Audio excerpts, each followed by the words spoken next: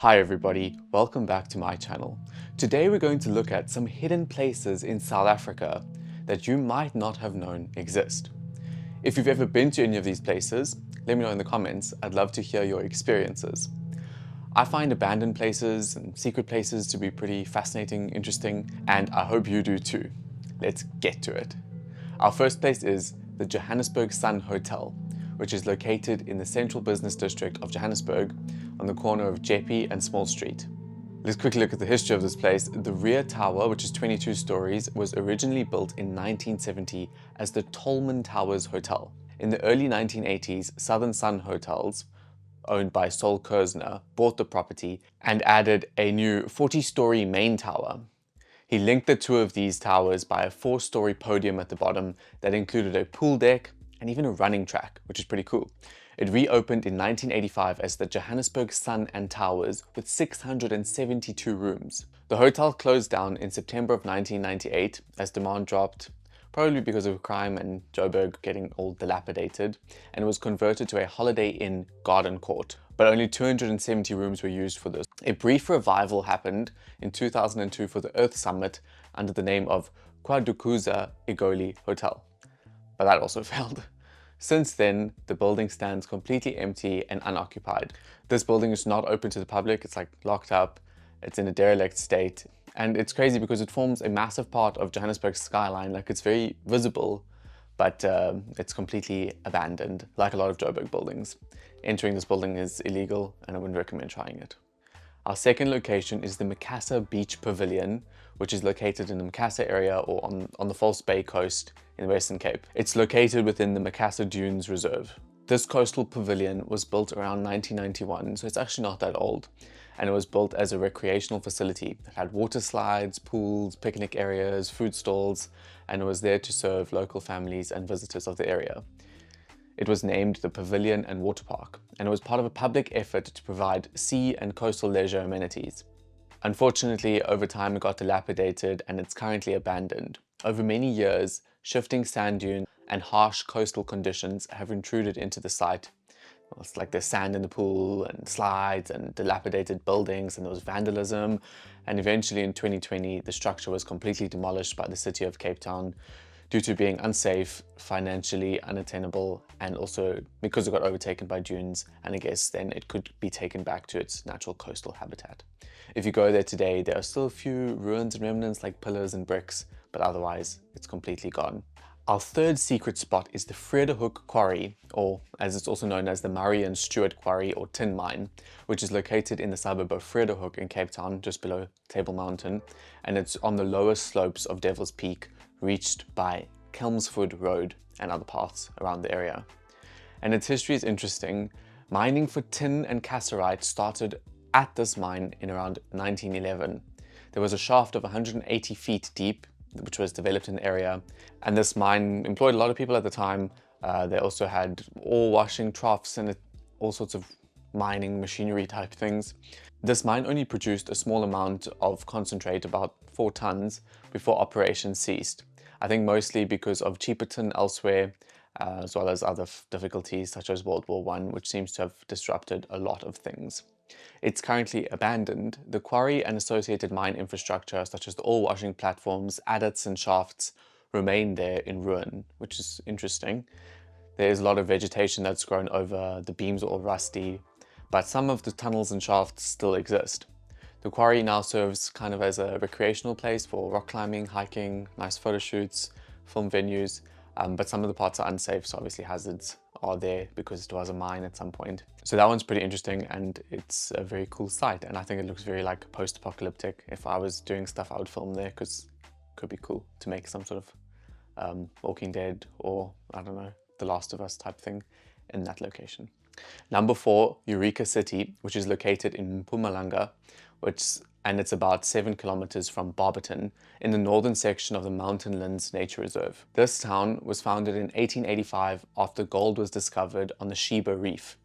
Within a few years, the town had shops, hotels, bakery, chemists, a racecourse even, music halls, and all these different amenities to serve the miners. At its height, in around 1886 to 1887, it had about 700 people. So it was a small town.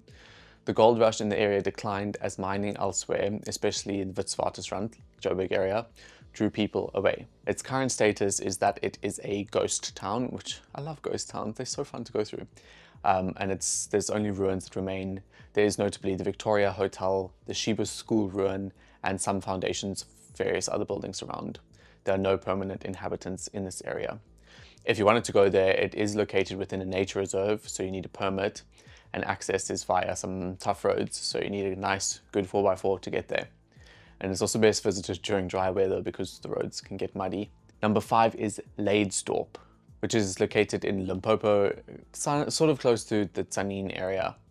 Its history is also a gold rush town established in the 1890s on the Salati goldfields. It flourished briefly with mining, shops, hotel, again like the previous town, but as gold was found elsewhere and mining proved less profitable, the town then declined. Also, there was disease and logistical difficulties that contributed to the demise of this town. It's largely a ghost town at the moment. There's one or two, few semi-permanent residents that kind of are in the area, but most of the buildings are in ruins, such as the old hotel, the old church, there's even a cemetery. So if you're interested in ghost vibes, you can visit there. So that's Leydsdorp, and if you want to go, go. Let me know how it is. Our 6th secret area, and this is also another ghost town, is called Sprudorp, which is kind of scary, or it's also known as Plaikieskraal. This is located in the Western Cape, about 10 kilometers southeast of Pearly Beach, near Wolvengat in the Overberg region. This town was built in the 1980s by the district municipality to house displaced people, particularly from the nearby towns of Elim and Bredasdorp. About 23 houses were constructed in a remote location on the coast. This settlement was then abandoned in around 2010. I think over time, the houses were overtaken by sand dunes that started encroaching, and as well as thick vegetation. Right now, some of the structures are actually partially or even completely buried by sand. The surrounding land is part of a Renosterveld conservation area, and it's now managed for its ecological importance. The access to this town is also very remote. There's no signage, there's no maintained roads, and a 4x4 vehicle is definitely recommended. Our 7th abandoned or secret location, and this one's not as secret because a lot of people do know about it, but this is the Rhodes Zoo. It's also called UCT Zoo or Rhodes Zoo, and it's located on the slopes of Devil's Peak next to UCT, University of Cape Town, like the upper campus. And this zoo was originally the private zoo of Cecil John Rhodes in the late 1800s. It was expanded and then opened to the public in 1931.